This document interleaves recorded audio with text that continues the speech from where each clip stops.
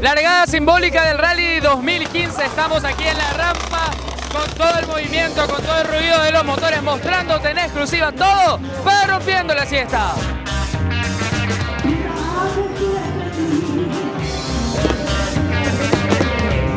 Sabemos que somos competitivos, tenemos mucha experiencia, así que a pelear la carrera y ojalá se nos dé.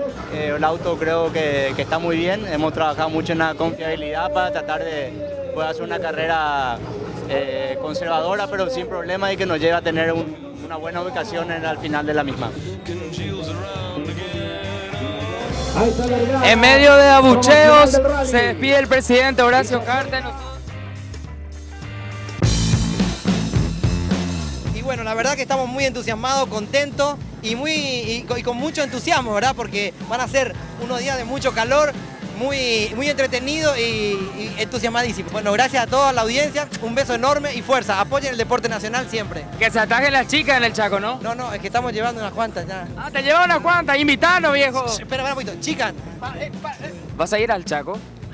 Sí, voy a ir. Vamos a estar saliendo mañana ya. ¿Qué vas a hacer? ¿Cómo vas a hacer con todo el polvo en el Chaco? Y la verdad que es un poco difícil, ¿verdad? Pasar por... Uno luego no es el polvo, el calor que vamos a tener es impresionante, pero igual se aguanta. ¿Cuál es tu piloto favorito? Saba. Aparte que es mi favorito, es muy lindo. Ah, ¿te gusta Saba? Sí, la verdad que sí, es muy atractivo.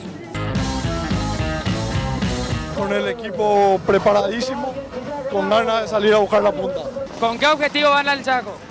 Terminar la carrera y mantener la posición en el campeonato. Y fue una preparación larga, con mucho trabajo, mucho esfuerzo y bueno, espero que se den los números y podamos tener una buena carrera.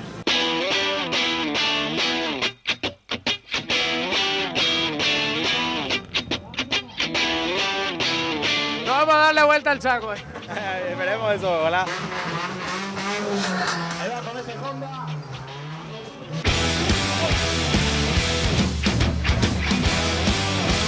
En exclusiva para Rompiendo la Siesta, acá la largada, con la hinchada de toda la gente gritando.